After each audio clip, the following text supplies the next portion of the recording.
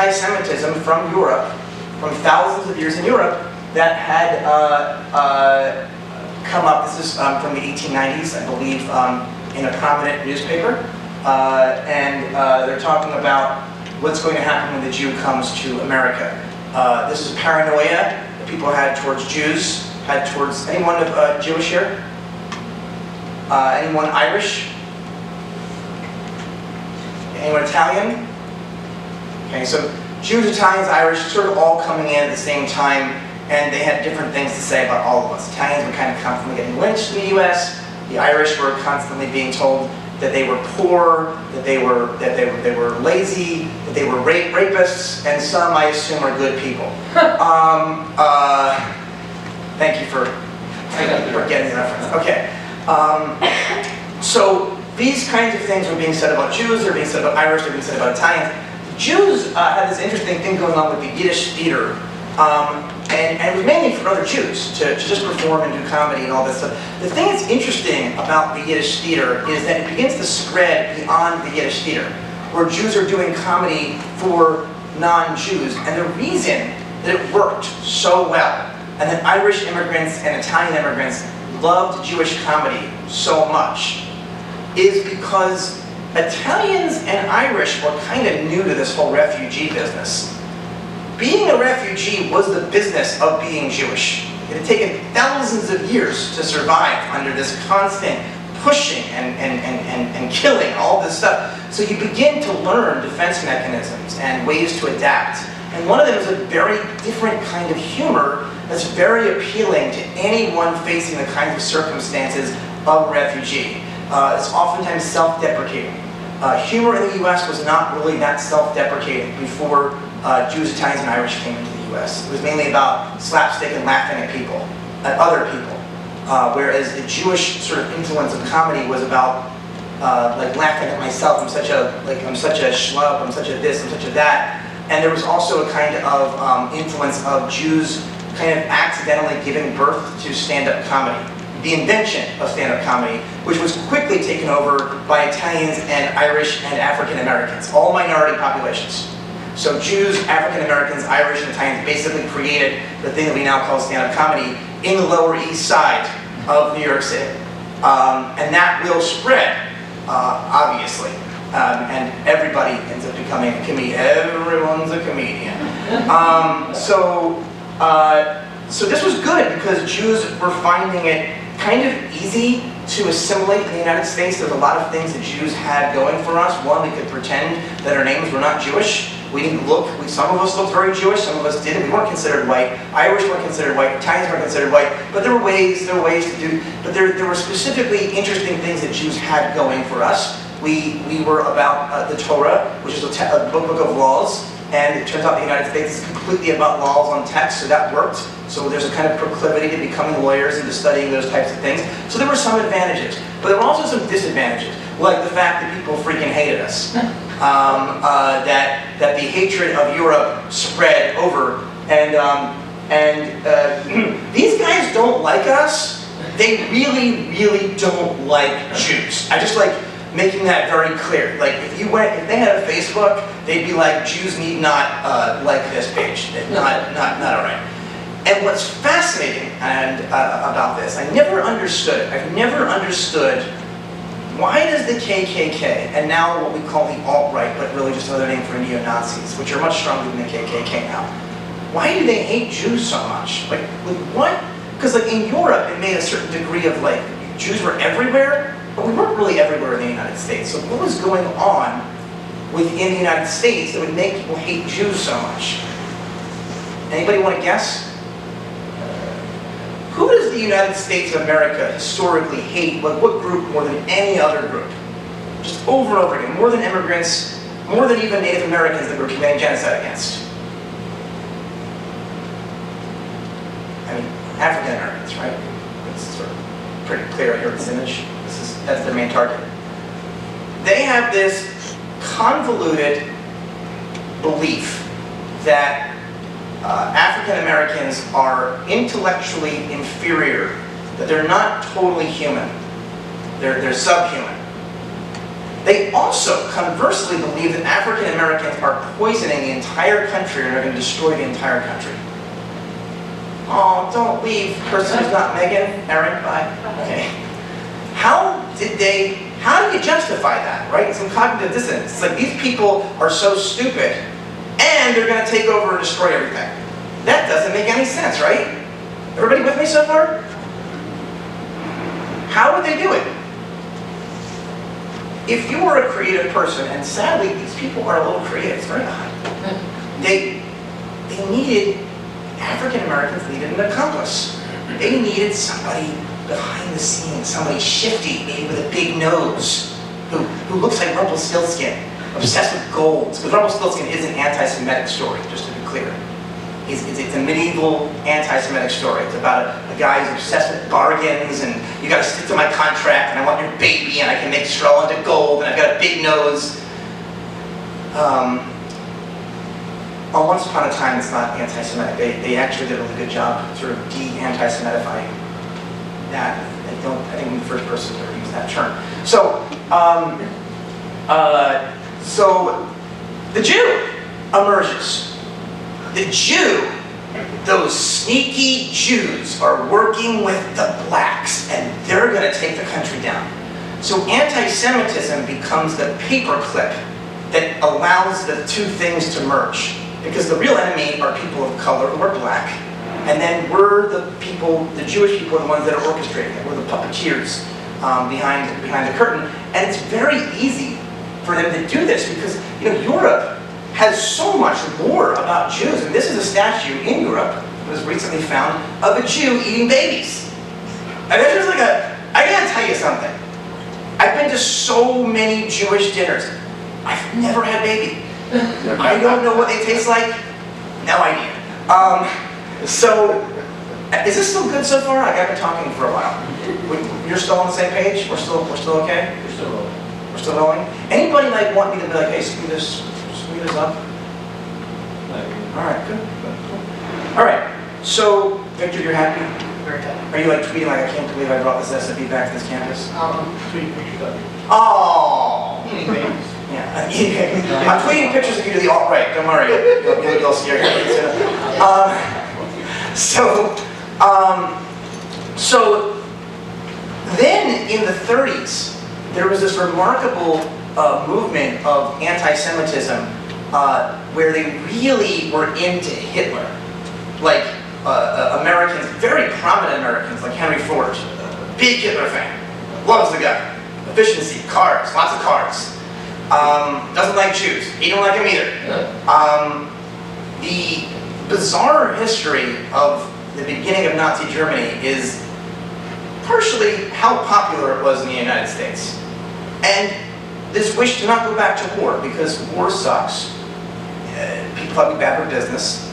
But also, why go protect a group of Jews that should get killed? Like, they're not humans, they're not people. That would probably be a good thing.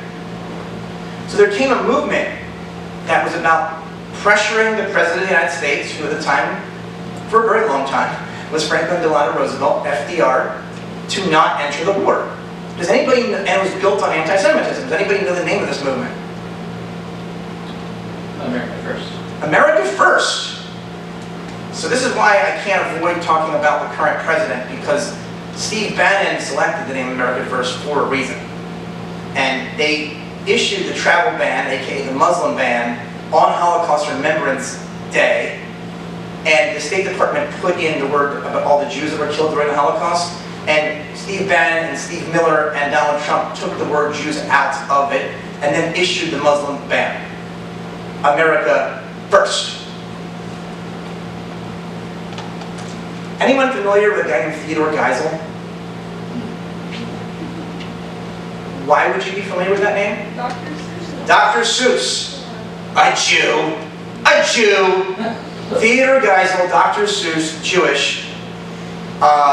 Before he became the guy who brought us the most subversive children's stuff ever, was a political cartoonist. His wife, we didn't even know this until recently. She was amazed. She was like, wow, I'm like really attracted to him. He's dead. Okay, but I mean, she admired it. He would make political satire of the America First movement. You can see here, someone says America First, and draws a link between that and a swastika. And it is Dr. Seuss approved. Anybody who says the words, historically, America First is a Nazi, according to Dr. Seuss. So if you're reading The Cat in the Hat and you like that stuff, and you want to try some green eggs and ham, try the notion that America First, its roots are in Nazi sympathy, if not just downright being a Nazi. So, there's a disturbing fact. Quote, "If I had my way, I would today build a wall about the United States so high and so secure that not a single alien or foreign refugee from any country upon the face of the earth could possibly scale it." Who said that? Was it Donald Trump? It sounds like Donald Trump, right? It actually sounds a little kinder. No, it was close. It was Senator Robert Reynolds from North Carolina, who also said that, quote, "The dictators are doing what is best for their people. You have no idea. These dictators are incredible. I'm always tweeting to them, you're doing a great job, they love me." I do a terrible Donald Trump. Senator Reynolds said, so this is in the 30s and 40s, "The dictators are doing what is best for their people.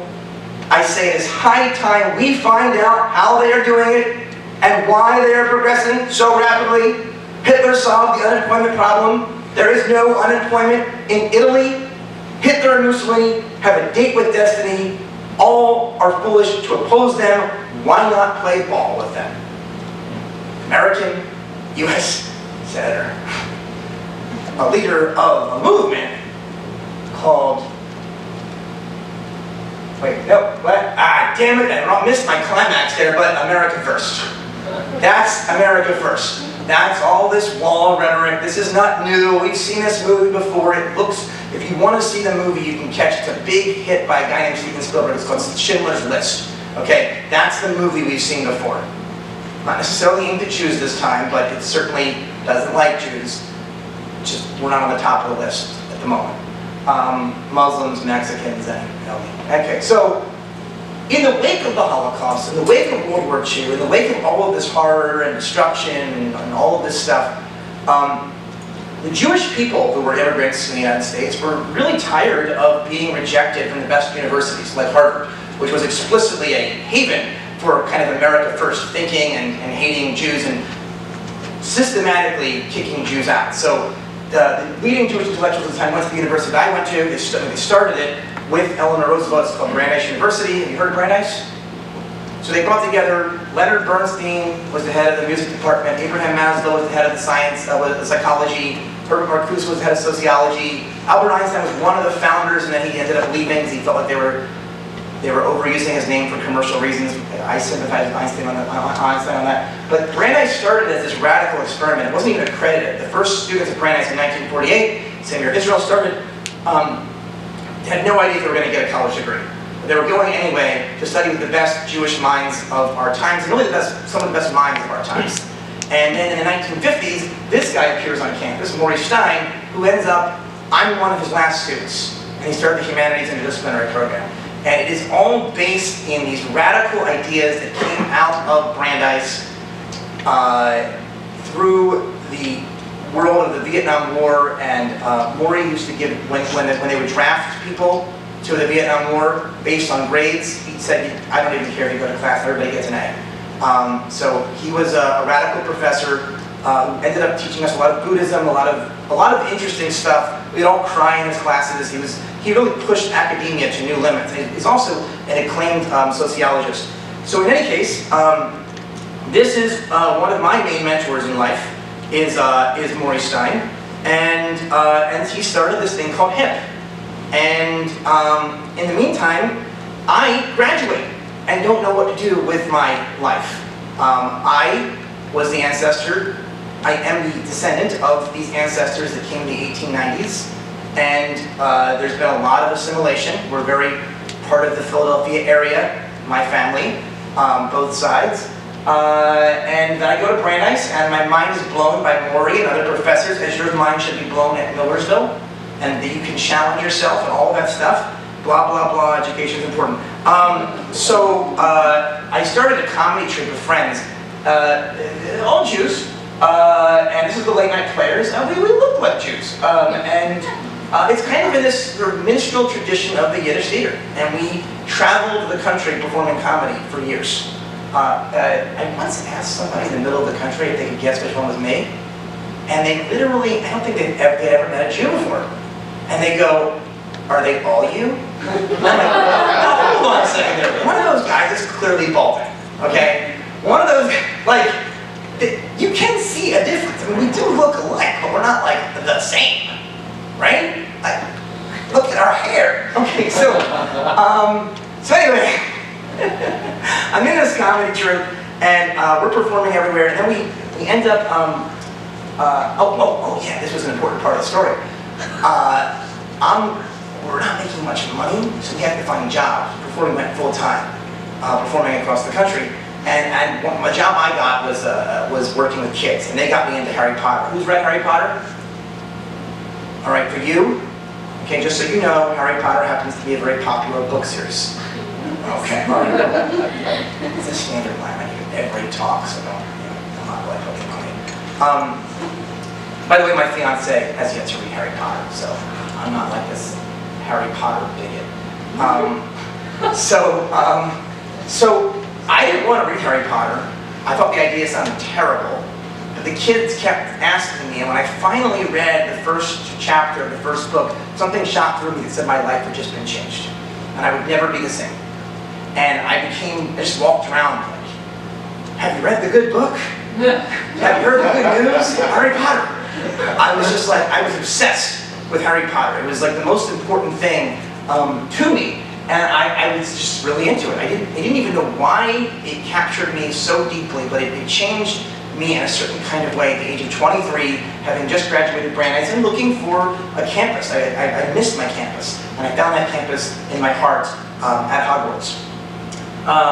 So we ended up, I began looking at the Harry Potter fan community, and I was like, they're doing all of this amazing stuff, but they're not doing anything for social justice.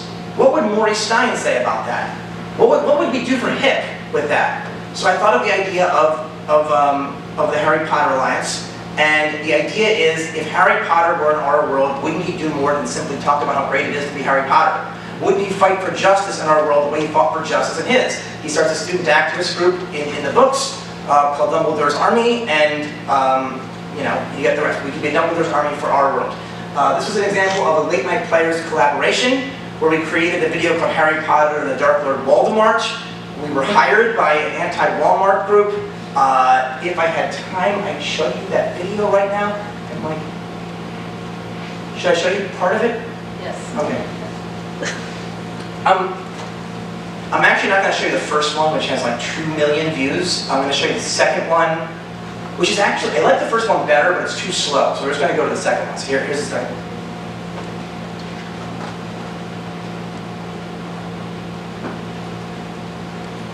This was a parody of the Order of the Phoenix trailer, which was just coming out.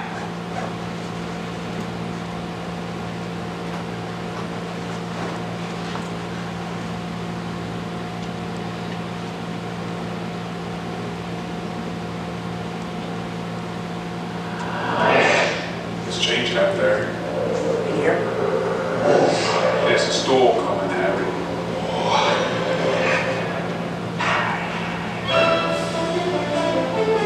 Serious. I keep having these dreams. I destroy Hogwarts. But it's not me. It's Lord Voldemort. That's me. This is serious. I know. No, I mean it's very important. Right. That's why you said it was serious. Oh, I thought you thought I was saying my name. No. Because it sounds like the word serious. It is serious. Serious? I know. We've got to act fast. Voldemort's trying to build a store at Hogwarts, and he's already bulldozed Hagrid's hut and turned the Quidditch pitch into a parking lot. You can't argue, you wizard! chops in Hogsmeade. The evidence is incontrovertible. It is not. You have been told that a Walmart at Hogwarts will be bad for students. This is a lie. It's not a lie! Enough! The Ministry is paying Voldemort to build a store at Hogwarts and doesn't know the danger. But if Voldemort wants to destroy the magic of our school, then I want to fight. It's your turn. So we're building some sort of wizard citizen group. If they can do it, why not us?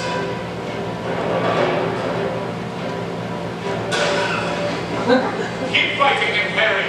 You can win. I've just heard that Voldemort treats his house elves unfairly. And he abuses them in his factories all over the world. He doesn't give healthcare to his employees, and he discriminates against giants and other minorities. We aren't just fighting to protect the students at Hogwarts. We're fighting to protect every community threatened by Voldemort. This year, the Dark Lord approaches. Tyranny arises. You will lose everything, so I can gain it. And the rebellion. Attention giants! Attention Muggleborn! Attention mermaids! And you! Are you ready to fight Voldemort?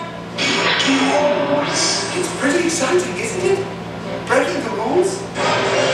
Who are you and what have you done with Hermione Granger? VoldemortWatch.com, sign up and let's fight!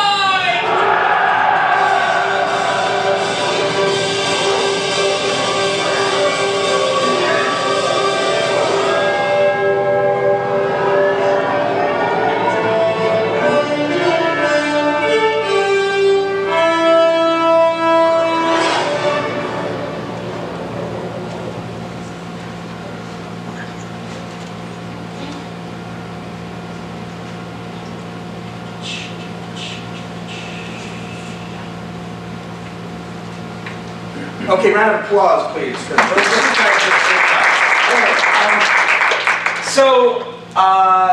the Harry Potter Alliance was formed, and we ended up getting a lot of media, and we ended up doing a lot of stuff. We worked on issues of marriage equality, back when marriage equality seemed impossible to ever win. We worked on undocumented issues where we talked about being a Muggle-born American as being an undocumented American. We worked on sending 5 cargo planes to Haiti, which we did. We built libraries across the world. We have about 300 chapters currently in 30 countries on 6 continents. And we got Warner Brothers to make all Harry Potter chocolate fair trade or UTZ certified. So these are all things that were done, and it was incredibly exciting, and it continues, and the Harry Potter Alliance continues. And ultimately, from that, I was like, okay, we have to now take it to the next level. Because remember, I'm building HIP here, right? And the people at the Harry Potter Alliance were like, we don't like the name HIP. I'm like, but it's my name, it's Maury. They're like, yeah, but J.K. Rowling got an awesome quote, let's call it Imagine Better. So Imagine Better within the Harry Potter Alliance started leading campaigns that went beyond Harry Potter. We got a lot of media for this, we got a lot of media for the other campaigns. Now Imagine Better has done some of these things independently. We worked on Star Wars. And when I was working on Star Wars, I was thinking, what can Imagine Better do to really do something on Star Wars? And I began asking Star Wars fans, what do you do on, can somebody turn the lights, by the way? I turned them off, so thank you. What do you do on Star Wars Day, which is May the 4th, or May the 4th be with you, right? What do you do? And the answer is, we talk about Star Wars, very similar to the Harry Potter fandom. So I thought, what is an easy way to mobilize Harry Potter fans? Excuse me, Star Wars fans. And then I thought about Victor DeSantis, because I do every other hour. No, I'm just kidding. Oh, no, that's weird. Okay, and then I thought about this conversation that Dr. DeSantis and I had years ago, where he told me about this person who had written him from when they were a student, back when he was in his 20s. You were in Texas, I think, and how much of a difference he made. He was like, I was in my 20s, but I don't even remember what I was doing. And yet to hear that I made a difference was such a wonderful experience, such a wonderful feeling. And I always thought, after hearing that, we need to create a holiday, and there is National Teacher Appreciation Week, but a holiday with style. right? Something with panache to get people to thank their teachers. And it turns out in Star Wars, you can't learn the Force, so thank you, Victor. Teach me you did. That's what we called this. Teach me you did for Yoda speak. Teach me you did. Teach me you did. Excuse me, Yoda's cracked in his voice. You can't learn the Force without a teacher to wake the Force up inside of you and give you a new hope. So we made May the 4th a day to thank teachers in your life, mentors in your life, who have woken up the Force inside of you. And we have seen amazing things happen from this. It's been an absolutely incredible thing. I encourage Millersville to start it. We don't have Imagine Better chapters yet. It would be so cool if we did. And the way we would do it would be not simply around fan community, but around the calendar. Because this was such a powerful experience to watch using Star Wars Day as a holiday. And we began thinking, what can we do with other holidays? So this is Teach Me You Did. This is recently in New York City, our second year of Teach Me You Did. We did an event in New York City. This is the creator of The Daily Show, Liz Winstead over here, one of the leaders of Urban Word, which does slam poetry. This is Barrett Tooney Thurston, who wrote an incredible book called How to Be Black. If you don't buy it, you're racist. He's written for The Onion and he's written for The Daily Show, and he's incredible. And all of these people came and did a performance about a teacher that woke the Force up inside of them. And this is thanks to one conversation I had with Victor. And now the Star Wars fan community are all making podcasts on Star Wars Day for Teach Me You Did. So the third year is going to be stronger. Can Millersville do that this year? Yes. Yay! I could have said no, but I wanted to say something. I'm just going to be like, okay. So that's Teach Me You Did. That started making me think, that's me talking, oh, and look, because of like the resistance, it turns out when we explore the etymology of who thought of the name, you know the resistance, right? Where did it come from? We began, me and a bunch of leading activists began thinking we began tracing it in emails, the etymology of this, and we cornered it to about 3 people, all of whom are huge Star Wars fans, and the new Rebel Alliance is the resistance in Star Wars. So it seems to have been indirectly inspired by Star Wars, the name, as it began to percolate. And accidentally, during the Women's March, Princess Leia, because Carrie Fisher had passed tragically, became that kind of face of the resistance, so all went full circle. And so we made this thing in New York City about teachers who taught you how to stand up to bullies the second year. That was and to resist, and celebrating that. But holidays are all over the place. There's one coming up. This is me. I'm the little one. This is me at 3. Now, I'm Jewish, but we do a big thing with Santa in my family because Santa is awesome. That's why. We're not doing Jesus, even though Jesus I have a lot in common with. We're both socialists, we're both Jewish, both super close with our moms. Anyway, no, not socialist, social democrat. There's a different, I don't care, whatever. Okay,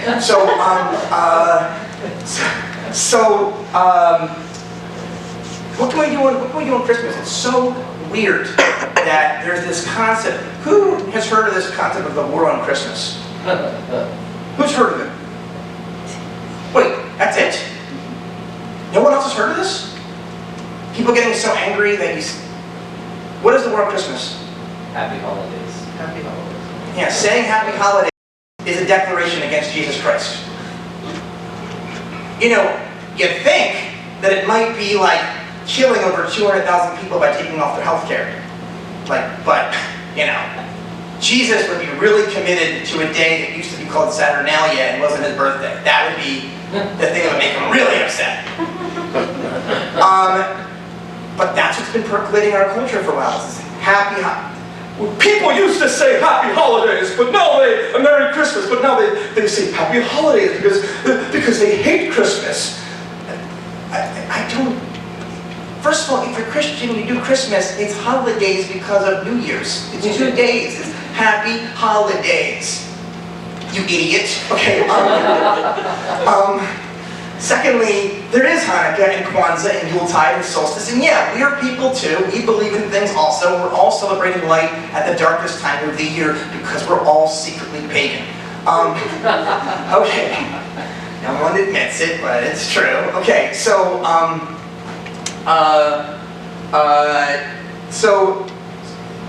back to this. Christmas, I had a conversation with some kids, and I was like, what? They believe in Santa, and they were like, they love Santa, and honestly, Santa has a bigger fan community than Harry Potter or Luke Skywalker or anybody else. And I was talking to them, and I said, what do you guys want to see, like for Christmas this year? They were telling me, and they were saying, I said, what does Santa's home look like? And they're telling me, and then I was like, wait a second. I go, where does Santa live? And they go, the North Pole. I go, are you aware of the fact that the North Pole's melting? And they were like, they started to almost cry. I was like, oh shoot, I think, step back, Andrew, make it positive, make it positive. I was like, has Santa done stuff for you guys? And they're like, yeah! I go, do you want to do stuff for Santa? And they go, yeah! I said, do you want to save his home? And they go, yeah! Because Santa's home is melting, but we can save it. Do you want to help? And they said, yeah! So me and a friend who's a TV writer for Nickelodeon and other children's stuff, we wrote a book called Save Santa's Home about 4 children that fly across the world with Santa. It's produced by Imagine Better, and we're putting on a sort of crowdsourced fundraiser this year to get it launched for next year, but it looks really exciting, and I think it's going to be awesome, so hopefully you guys can be part of that. Save Santa's Home. Then there was the Hunger Games. The last time I was here, we talked a lot about Hunger Games and economic inequality, where we had Elizabeth Warren participate, we had the head of the ACLU participate, Fight for 15, the effort to get fast food workers and all workers a $15 minimum wage participated using the 3-finger salute. We had Walmart workers participated, we did this whole thing about looking at Ferguson versus the police brutality in District 11, where it's predominantly people of color, and it's very disturbing how the images look almost exactly alike. We moved to, then there was this, till the odds are in everyone's favor, using the Statue of Liberty. Now I'm working on this. So it turns out that mostly immigrants in the U.S., so back to the holidays,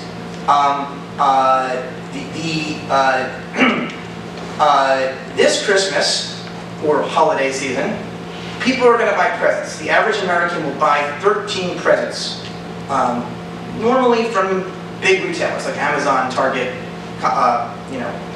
Walmart. Most of the presents we get, or a good amount of them, were made in Asia. They were then put on, because China, I can't do it, I just can't do it. They were put on a ship and sent to the US. They come through the port of LA and the port of Long Beach. The port of LA being the biggest port in the United States. They're then taken off of the ships and put onto trucks, where port drivers, who are driving trucks, take them to the necessary warehouses. These drivers are making as little as 10 cents a day. 10 cents! You want to talk about a war on Christmas? The presents we're giving to our loved ones was direct exploitation, because these employees are not being classified as employees, they're being classified as independent contractors. And so these companies can do whatever they want with independent contractors, such as you have to pay for the truck, when they don't have the money to do that. So they take it out of their paycheck, because they're independent contractors, and they're paying for the truck. There is a situation where one guy lost his mother died, after years of working tirelessly over 16-hour days. He goes to his mother's funeral, comes back after 2 days of work, missing, comes back, he's fired, his truck is gone, and the over $60,000 he's put into the truck is not returned to him. This is the closest we've ever seen in the US to massive indentured servitude. Now, the issue of misclassification is one that affects all of us. Anyone who's an adjunct professor can tell you that. Anyone that's a contractor on cleaning houses can tell you that. It is a big issue.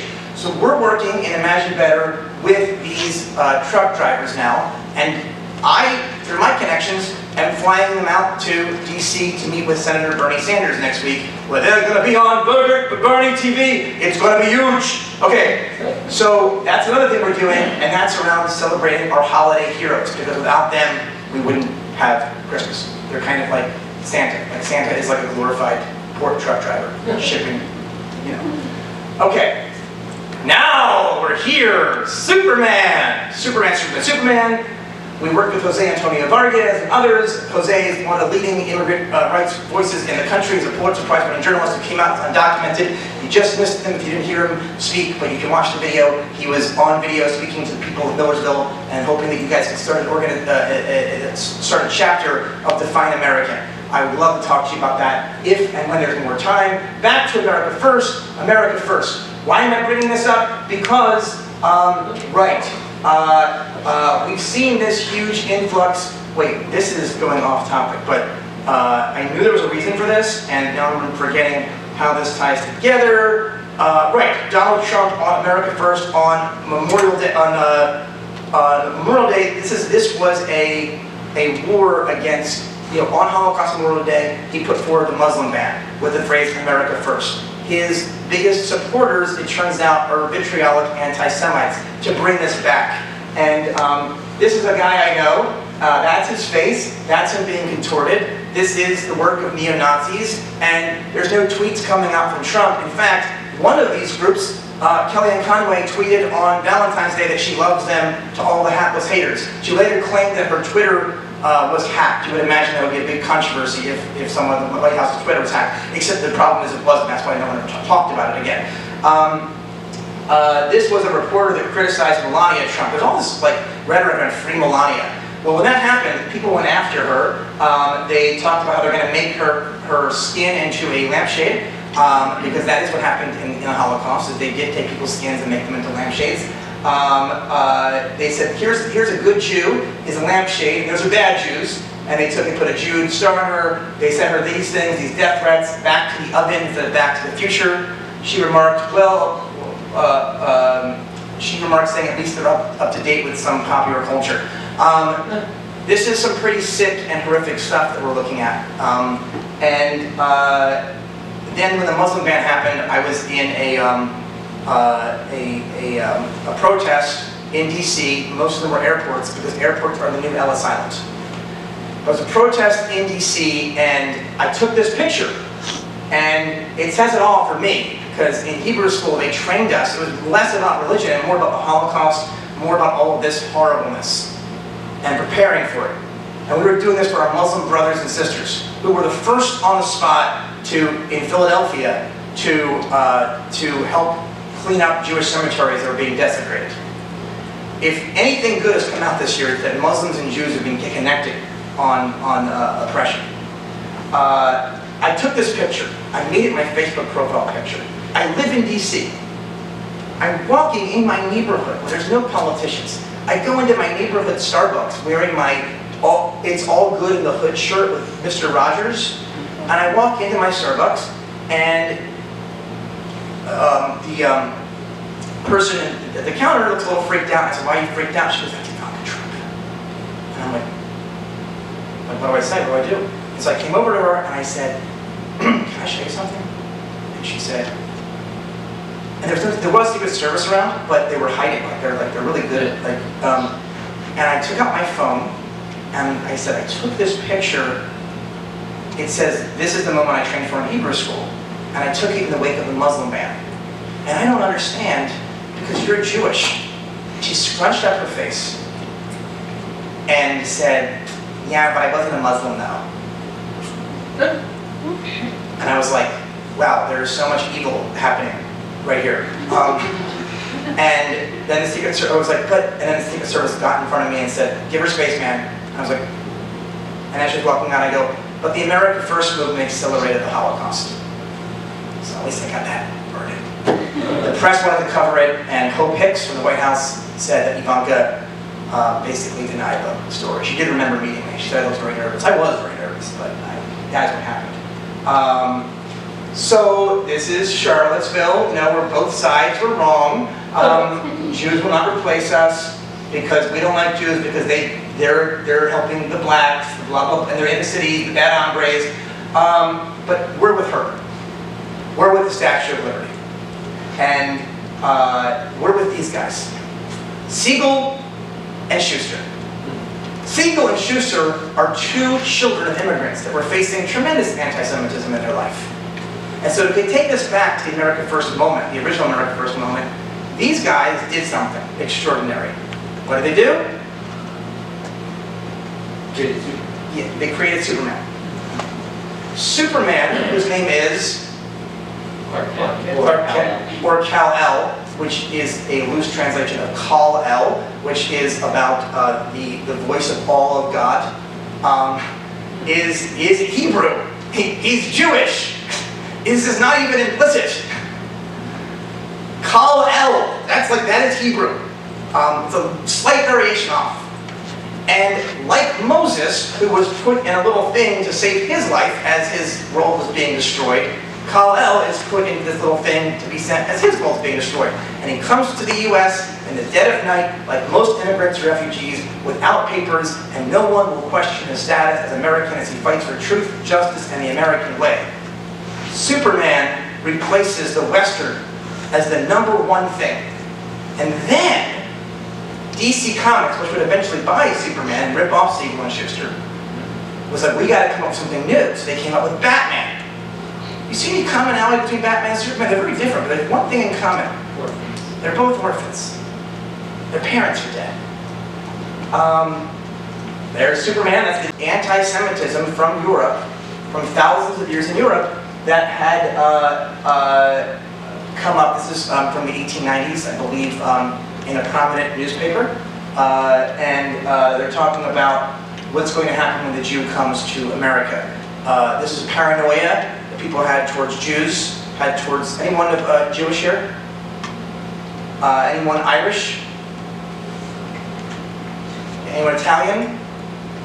Okay, so Jews, Italians, Irish, sort of all coming in at the same time, and they had different things to say about all of us. Italians were kind of constantly getting lynched in the U.S. The Irish were constantly being told that they were poor, that they were lazy, that they were rapists, and some, I assume, are good people. Thank you for getting the reference. Okay. So these kinds of things were being said about Jews, they're being said about Irish, they're being said about Italians. The Jews had this interesting thing going on with the Yiddish theater, and it was mainly for other Jews to just perform and do comedy and all this stuff. The thing that's interesting about the Yiddish theater is that it begins to spread beyond the Yiddish theater, where Jews are doing comedy for non-Jews. And the reason that it worked so well, and that Irish immigrants and Italian immigrants loved Jewish comedy so much, is because Italians and Irish were kind of new to this whole refugee business. Being a refugee was the business of being Jewish. It had taken thousands of years to survive under this constant pushing and killing, all this stuff. So you begin to learn defense mechanisms and ways to adapt. And one of them is a very different kind of humor that's very appealing to anyone facing the kinds of circumstances of a refugee. It's oftentimes self-deprecating. Humor in the US was not really that self-deprecating before Jews, Italians, and Irish came into the US. It was mainly about slapstick and laughing at people, at other people. Whereas the Jewish sort of influence of comedy was about like laughing at myself. I'm such a schlub, I'm such a this, I'm such a that. And there was also a kind of influence of Jews kind of accidentally giving birth to stand-up comedy. The invention of stand-up comedy, which was quickly taken over by Italians and Irish and African Americans, all minority populations. So Jews, African Americans, Irish, and Italians basically created the thing that we now call stand-up comedy in the Lower East Side of New York City. And that will spread, obviously. And everybody ends up becoming a comedian. Everyone's a comedian. So this was good because Jews were finding it kind of easy to assimilate in the United States. There's a lot of things that Jews had going for us. One, we could pretend that our names were not Jewish. We didn't look, some of us looked very Jewish, some of us didn't. We weren't considered white. Irish weren't considered white. Italians weren't considered white. But there were ways to do, but there were specifically interesting things that Jews had going for us. We were about the Torah, which is a book of laws. And it turns out the United States is completely about laws on text, so that worked. So there's a kind of proclivity to becoming lawyers and to studying those types of things. So there were some advantages, but there were also some disadvantages, like the fact that people freaking hated us. That the hatred of Europe spread over, and these guys don't like us. They're finally saying what America is, according to Lin-Manuel Miranda. It is an orphanage. The United States of America, which Hamilton also ends, America, you great unfinished symphony. What brilliant lines. 1776 was merely an opening salvo. It was not the end of a revolution. It was the beginning of one. It starts with only white land-owning men getting rights. Then it continues. Then it continues. We are part of the extension of the American Revolution. All of us are here to unite together resisting empire. Be that empire church, state, corporation, or the cloud. We are united together in something bigger than all of them. And that gets into the story of the orphan and the empire. It is a remarkable thing to think about how if you wanted to write a best-selling book or movie, a blockbuster movie or Netflix series, make your story about an underfed kid with dead, by the way, this is the best part. I'm saving this part for last. So if you're tired, I get it, stretch.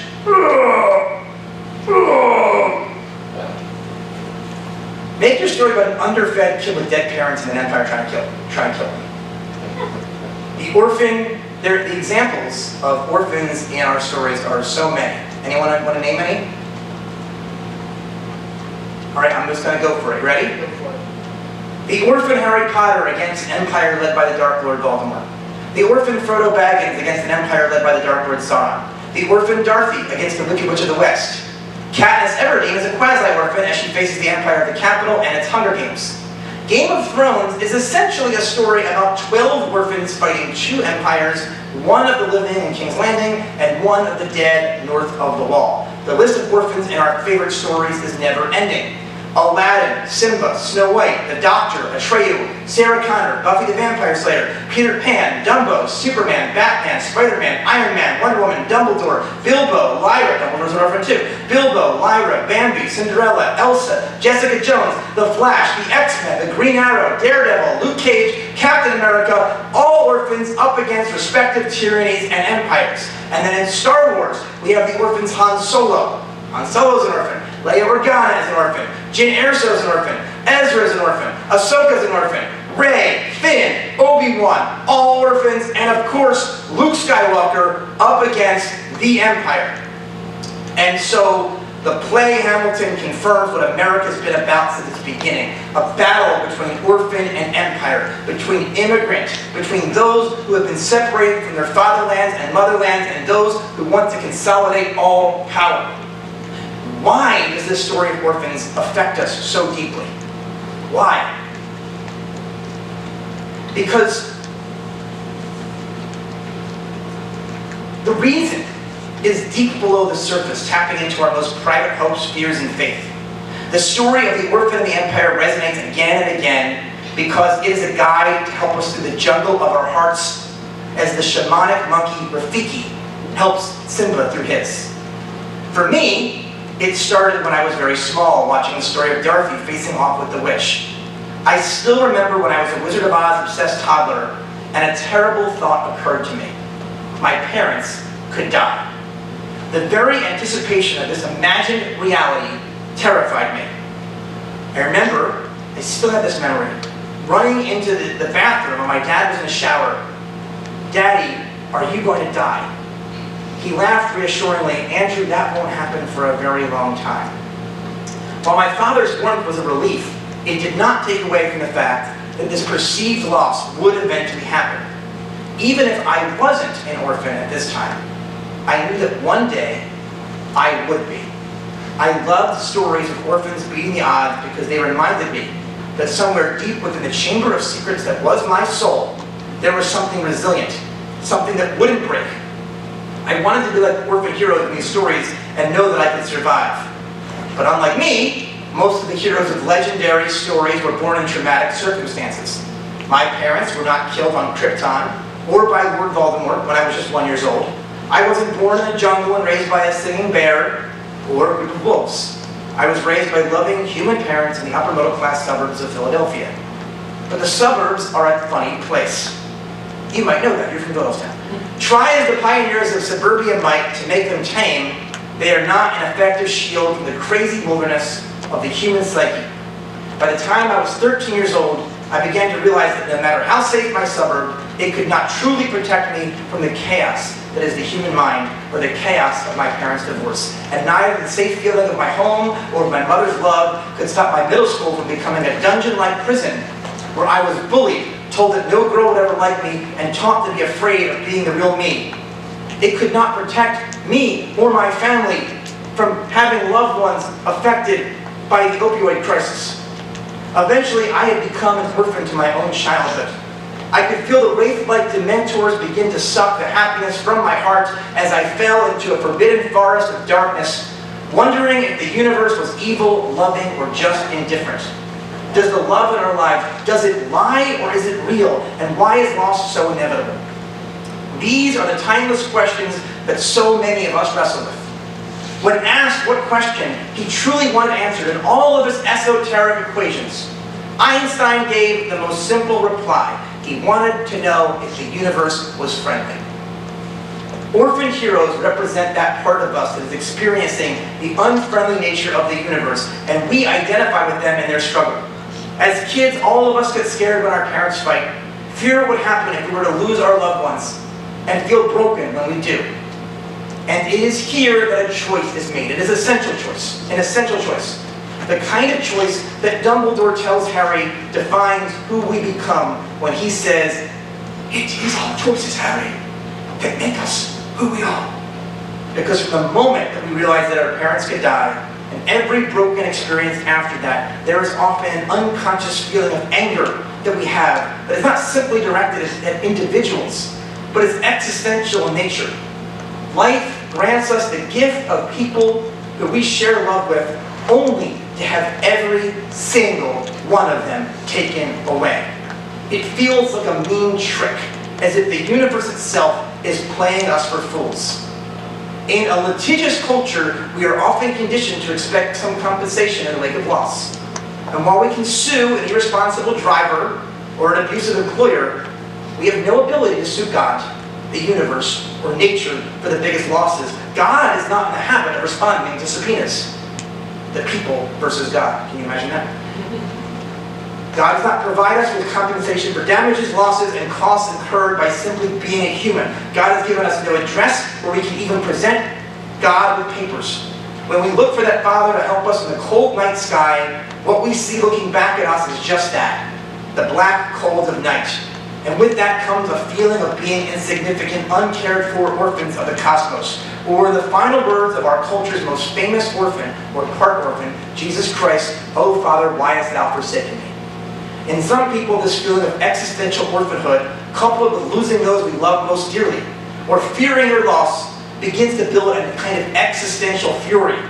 Broken orphans in a world where we have lost control, some of us seek positions of power, where control can be regained. In short, rather than live at the mercy of an unfriendly universe, we seek the security of power and create empires, or more commonly join them as stormtroopers, with the promise that the empire will protect us.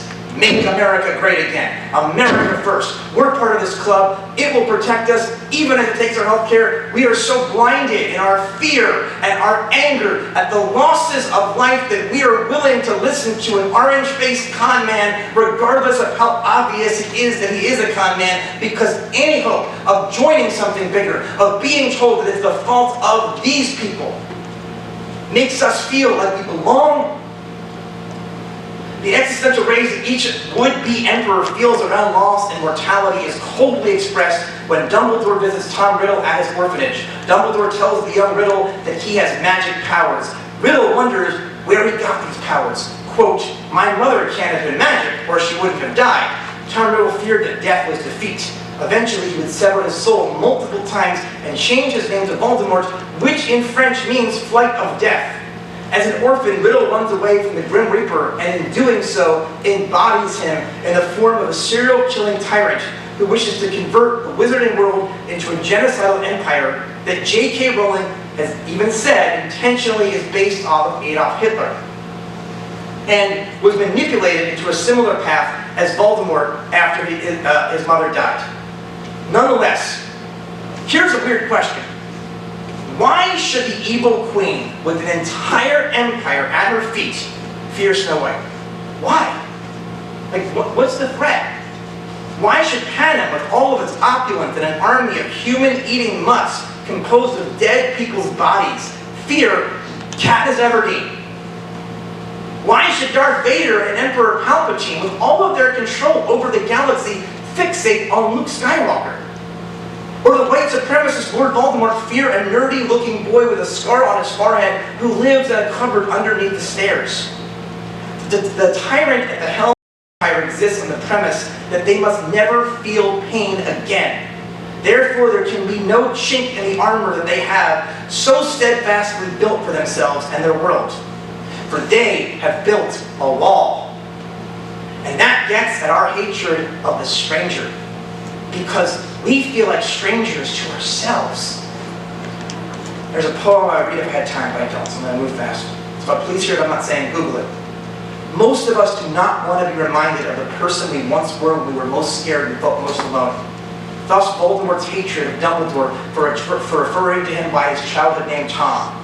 The little vulnerable orphan reminds each emperor of that helpless, vulnerable orphan that they once were and deep down still are. And while the orphans at the helm of each empire are obsessed with their doppelganger, do you get that? Every bad guy is also an orphan, fighting the good guy who's also an orphan. It's two sides of the same coin. Thus, the relationship between Darth Vader and Luke Skywalker, the relationship between Snow White and the Queen, the relationship between Harry and Voldemort, where he's carrying a piece of Voldemort inside of him. And while the orphans at the helm of each empire are obsessed with their doppelganger orphan selves, so too are the vulnerable orphans. That's us. We are tormented by an attraction to run from the pain and join the dark side. A part of Luke Skywalker wants to work with the man he learns is his father. Rey seems, in the most recent iteration of Episode 7, to tap into the Force through the kind of anger that Master Yoda tells us leads to the dark side. Time and again, Buffy wants to just give up and die. Arya Stark has gone from being a broken orphan to an assassin whose driving purpose is blood and vengeance. Harry is literally walking around with a fragment of Voldemort's soul in his forehead. Jesus is tempted again and again, particularly on the cross, by Satan to join the empire of fallen angels in hell. Frodo feels seduced to take the path of Gollum and keep the ring of power for himself. All of the energy in the world coursing through him and him alone. Toward the end of the Orphan and the Empire, the hero must look beyond the temptation of invulnerability and allow themselves to die. Usually this death is symbolic. Consistently, what comes next is grace. As the orphan breaks apart, they break open to a universe that is indeed friendly. In the words of the Reverend Dr. Martin Luther King Jr., quote, "It really boils down to this, that all life is interrelated." Boom! Brought it back. Brought it back. That all life is interrelated. We are all caught in an inescapable network of mutuality tied into a single garment of destiny. This is King, not me. Way too good. Whatever affects one directly affects all indirectly. We are made to live together because of the interrelated structure of reality. This is the way our universe is structured. This is interrelated quality. We aren't going to have peace on Earth until we recognize this basic fact of the interrelated structure of all reality. In the story of the Orphan and the Empire, the deeper realization of the structure of all reality generally comes in the form of a crucifixion followed by a resurrection. Sometimes I'll think that at some point in all of my many losses, something is broken. For a while I fear it's my spirit's just broken. But then I realize it's my heart. And it didn't just break, it broke open. Leonard Cohen said, everything has a crack in it, that's how the light gets in. At this transformative moment in the hero's journey, we discover a source of unity and interdependence grounded in a love that transcends the false egoic power of the Empire. In this moment, be it the Lord of the Rings story, Harry Potter, Star Wars, Superman, or beyond, this universal and loving force rushes through the orphan hero. And no Dark Lord and no dictator can stand in their way. This is when the orphan brings the whole thing down and renews the soul of the world as people who care. As activists, organizers, students, educators, we need to recognize that this is the power at the heart of everything, that we are all connected to each other.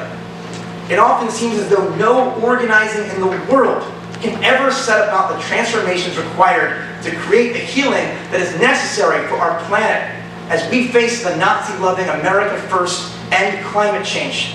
But we have one piece of hope. Back to holidays. After the inauguration of Donald Trump, women in the United States inaugurated themselves as presidents of the United States of Resistance, and I am happy to serve the pleasure of my presidents, the women of America. And right now on Facebook, we're seeing nothing but me too, me too, me too. And I too have been part of the problem. I too am a man who's been conditioned in our culture to objectify women. I too need to learn how to do better, how to imagine better. And we need to work together to make that happen. That is what's happening. As much room as there is for pessimism, as the saying goes, it is far better to light even the smallest candle than to curse the darkness. And it sure is dark, but we sure are lighting candles. We have been shaken by this administration to our core. So thank freaking goodness we have a beautiful core. So as I say that, we have this piece of hope. There's a map that's been drawn. Because since the time that we were Wizard of Oz obsessed toddlers, we have memorized the story of the orphan and the empire. And if these stories teach us anything, ultimately, regardless of the odds, believe me, you have no idea how powerful the odds are. You have no idea. I was in the 30s, I was there. I'll always be there. Fine. But so will we. Regardless of the odds, in a battle of empires and orphans, always bet on us, the vulnerable orphans. Because in this story, the story of humanity, where we rebuild the United States as the greatest orphanage in the world, we are going to win. We already have, because we're part of this. Because we're part of this. Because we are together, all from one source. This is connected to me, you are connected to me, everything's connected to me, and the same for you. And we are home. And there is no place like home. Thank you.